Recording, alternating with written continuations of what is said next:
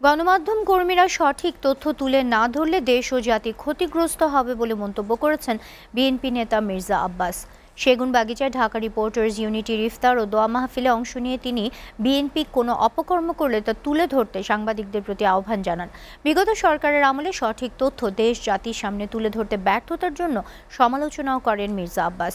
সোহান খানের প্রতিবেদন। সাংবাদিক ও রাজনীতিবিদদের সম্মানে রাজধানীর সেগুনবাগিচায় ঢাকা রিপোর্টার্স ইউনিটি মিলনায়তনে ইফতার ও দোয়া মাহফিলের আয়োজন করে সাংবাদিকদের সর্ববৃহৎ এই সংগঠনটি।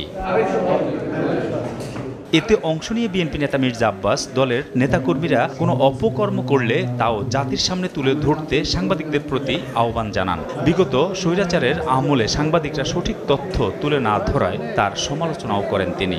নিজেকে ছোট্ট সাংবাদিক ভাববেন না। সাংবাদিক ছোট হতে পারেন, কিন্তু আপনার কলমের কালিটা কিন্তু অনেক দামি। আমাদেরকে আপনারা চোখে আঙ্গুল দিয়ে দেখিয়ে দেন, কিংবা আমাদের সম্পর্কে আপনারা চোখে আঙ্গুল দিয়ে মানুষকে দেখিয়ে দেন।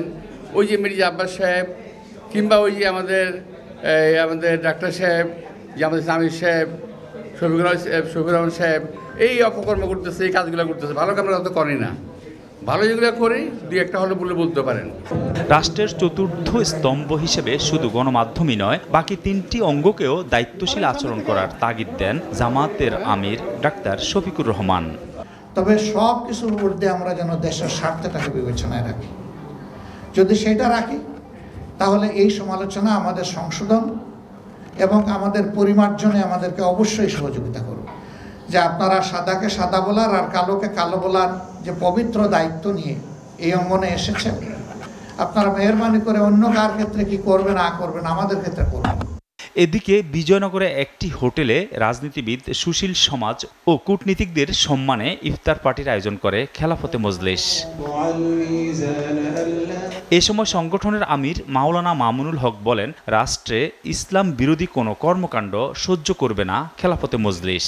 মাগুরায় আছিয়া ধর্ষণ ও হত্যার ঘটনারও প্রতিবাদ জানান তিনি। অন্তর্বর্তীকালীন সরকারের দুর্বলতার সুযোগ নিয়ে সরকারের ভিতরে ঘাপটি মেরে বসে থাকা বাংলাদেশ বিরোধী কোনো পক্ষ, বাংলাদেশের ইতিহাস ঐতিহ্য বিরোধী কোনো শক্তি, কোনো অপশক্তি যেন এই ধরনের কোনো কার্যকলাপ পরিচালনার সুযোগ না পায়, আমরা স্পষ্ট সতর্ক বার্তা উচ্চারণ করছি। এদিকে মোহাম্মদপুরের ঢাকা উদ্যানে দুস্থদের মাঝে ইফতার সামগ্রী বিতরণ করে ৩৩ নম্বর ওয়ার্ড যুবদল। অনুষ্ঠানে বিএনপি চেয়ারপারসন উপদেষ্টা আব্দুস সালাম গণমানুষের প্রত্যাশা পূরণে দ্রুত ভোট দেওয়ার দাবি জানিয়ে বলেন, বিএনপি নির্বাচিত হলে সন্ত্রাসমুক্ত এলাকা গড়ে তোলা হবে। আমাদের সবাইকে সোচ্চার হতে হবে যে আমরা একটা নির্বাচন চাই, নির্বাচনের মাধ্যমে আমরা আমাদের প্রতিনিধি নির্বাচন করতে চাই। সোহান খান, এসএটিভি, ঢাকা।